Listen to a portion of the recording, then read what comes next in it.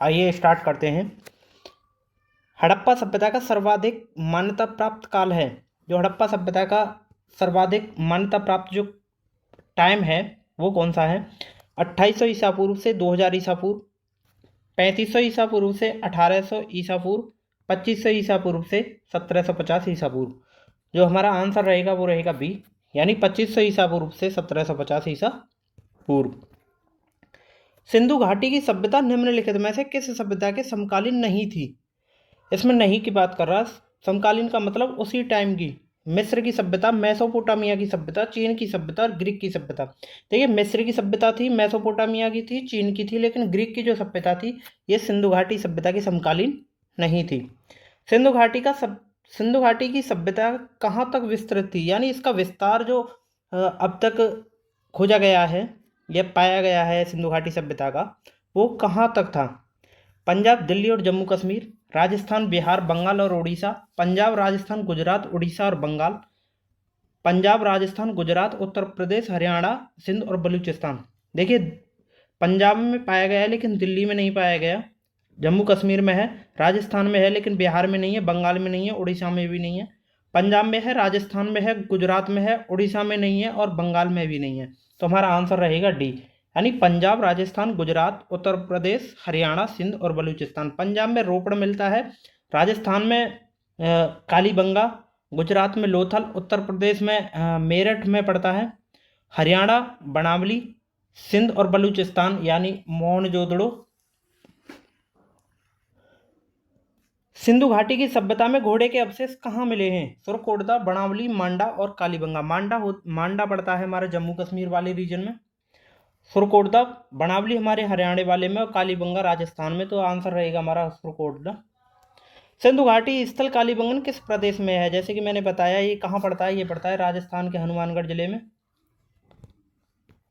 निम्नलिखित में से किस पदार्थ का उपयोग हड़प्पा काल की मुद्राओं के निर्माण में मुख्य रूप से किया गया था? सेल खड़ी, कांसा, तांबा, लोहा। लोहा से तो परिचित ही नहीं थे, तो इसमें किया गया था सेल खड़ी का। सेल खड़ी का मिट्टी को आग में पका के जो तैयार किया जाता है उसे बोलते हैं सेल खड़ी। हड़प्पा सभ्यता किस युग की थी? कांस्य युग, नवपाषाण युग, पुरापाषाण युग या लोह युग? लोह से तो हड़प्पा सभ्यता के लोग परिचित ही नहीं थे, तो लोह युग तो होगा ही नहीं। नवपाषाण में पहिए का आविष्कार नवपाषाण काल में किया, और पुरापाषाण युग में आग का आविष्कार किया। तो आंसर हमारा रहेगा ए, यानी कांस्य युग में। सिंधु घाटी सभ्यता के लोगों का मुख्य व्यवसाय क्या था? व्यापार, पशुपालन, शिकार और कृषि। कृषि इतनी थी नहीं और शिकार भी मुख्य नहीं था उनका। उनका मुख्य व्यापार था व्यापार।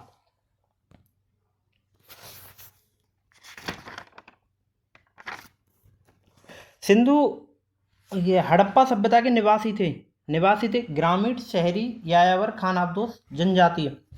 तो हड़प्पा सभ्यता के निवासी थे वो कौन से, कैसे थे? वो थे शहरी। Answer B. सिंधु सभ्यता के घर किससे बनाए जाते थे? ईंट से, बांस से, पत्थर से, लकड़ी से। तो सिंधु सभ्यता के घर जब सिंधु सभ्यता जब शहरी, तो ये घर किसके बनाए जाएंगे? ईंट के। आंसर रहेगा ए। हड़प्पावासी किस वस्तु के उत्पादन में सर्वप्रथम थे? मुद्राएं, कांसे के औजार, कपास और जौ। ये किसके थे? कपास के। Answer C. निम्नलिखित विद्वानों में हड़प्पा सभ्यता का सर्वप्रथम खोजकर्ता कौन था? हड़प्पा सभ्यता जो खोजी गई थी वो सबसे पहले किसने खोजी गई थी? Sir John Marshall, R D Banerjee, A Cunningham और दयाराम साहनी। तो ये सबसे पहले खोजी गई थी दयाराम साहनी ने। Answer D. सिंधु सभ्यता का पत्तन नगर यानी बंदरगाह कौन सा था? बंदरगाह कालीबंगन, लोथल, रोपड़, मोहनजोदड़ो। देखिए, कालीबंगन हनुमानगढ़ जिले राजस्थान में पड़ता है, लोथल भोगवा नदी के किनारे गुजरात में पड़ता है, रोपड़ सतलुज नदी के किनारे पंजाब में पड़ता है और मोहनजोदड़ो सिंधु नदी के किनारे सिंध प्रांत पाकिस्तान के लरकाना जिले में पड़ता है। तो हमारा आंसर रहेगा लोथल। लोथल कहाँ पड़ता है? गुजरात में।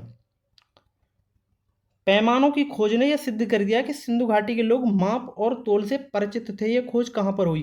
कालीबंगन, हड़प्पा, चनूदड़ो, लोथल। अभी जैसे मैंने बताया, हनुमानगढ़ जिले के, राजस्थान के हनुमानगढ़ जिले में कालीबंगन पड़ता है।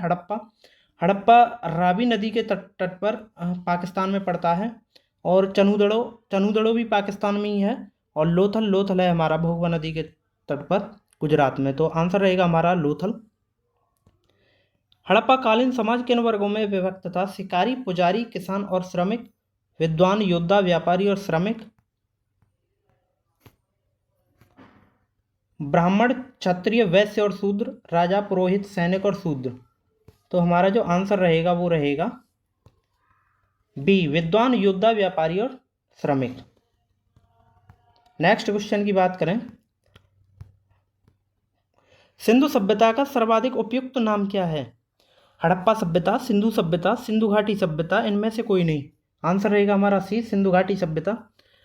नेक्स्ट, निम्नलिखित में से कौन से लक्षण यानी सिंधु सभ्यता के लोगों का सही चित्रण है करता है? उनके विशाल महल और मंदिर होते थे, वे देवियों और देवताओं दोनों की पूजा करते थे, वे युद्ध में घोड़ों द्वारा खींचे जाने वाले रथों का प्रयोग करते थे। देखिए, उनके विशाल महल और मंदिर थे नहीं, ये गलत हो गया। वे युद्ध में घोड़ों द्वारा खींचे जाने वाले रथों का प्रयोग करते थे, रथ के कोई अवशेष मिले नहीं है, ना युद्ध का कोई अवशेष मिला, ये भी गलत हो गया। तो हमारा आंसर रहेगा ए, यानी कि ओनली 2। हड़प्पा सभ्यता की खोज किस वर्ष में हुई थी? हड़प्पा सभ्यता की खोज 1935, 1942, 1901 या 1921। हड़प्पा सभ्यता की खोज 1921 में दयाराम साहनी द्वारा की गई थी। हड़प्पा सभ्यता के बारे में कौन सी उक्ति सही है? उन्हें अश्वमेध की जानकारी थी, गाय उनके लिए पवित्र थी, उन्होंने पशुपति का सम्मान करना आरंभ किया, उनकी संस्कृति सामान्यतः स्थिर नहीं थी। देखिए, हड़प्पा सभ्यता के बारे में बात की जाए तो उन्होंने पशुपति का सम्मान करना आरंभ किया था। पशुपति यहाँ बोला गया है भगवान शिव को। भगवान शिव के साथ साथ उन्होंने पीपल के वृक्ष की, और वहीं से सिंधु घाटी सभ्यता से ही एक कांसे की नृत्य करती हुई मूर्ति भी प्राप्त हुई है, जिससे पता चलता है कि वे पशुपति का सम्मान करते थे। हड़प्पा के लोगों की सामाजिक पद्धति थी उचित समतावादी, दास श्रमिक आधारित, वर्ण आधारित और जाति आधारित। तो हड़प्पा के लोगों की जो सामाजिक पद्धति थी वो थी उचित समतावादी। उचित समतावादी का अर्थ है सभी को समान महत्व देना। सिंध का नखलिस्तान बाग हड़प्पा सभ्यता के किस पुरास्थल को कहा जाता है? नखलिस्तान बोला जाता है कब्र का, जहाँ पे जिसकी डेथ हो जाती है, डेथ हुए लोगों को दफनाया जाता है, तो उसे बोला जाता है नखलिस्तान या बाग। तो ये हड़प्पा, मोहनजोदड़ो, कालीबंगा, लोथल। तो ये रहेगा हमारा मोहनजोदड़ो। मोहनजोदड़ो कहाँ पे पड़ता है? मोहनजोदड़ो पड़ता है हमारा सिंध प्रांत, पाकिस्तान के लड़काना जिले में। और हड़प्पा हमारा रावी नदी के तट पर, यह भी पाकिस्तान में पड़ता है। कालीबंगा राजस्थान के हनुमानगढ़ जिले में, और लोथल पड़ता है गुजरात में। नेक्स्ट क्वेश्चन की बात करें, हड़प्पा सभ्यता के संपूर्ण क्षेत्र का आकार किस प्रकार का था? तो हड़प्पा जो सभ्यता थी वो किस प्रकार की थी? वर्गाकार थी, आयताकार थी, त्रिभुजाकार थी या गोलाकार थी? तो हड़प्पा जो सभ्यता थी वो हमारी कुछ इस प्रकार की थी, यानी त्रिभुजाकार थी। Answer C. नेक्स्ट क्वेश्चन की बात करें, इसमें सूची फर्स्ट को सूची सेकंड से मिलान करना है। हड़प्पा किस नदी के तट पर है? मोहनजोदड़ो, लोथल, कालीबंगा, ये किस नदी के तट पर स्थित हैं?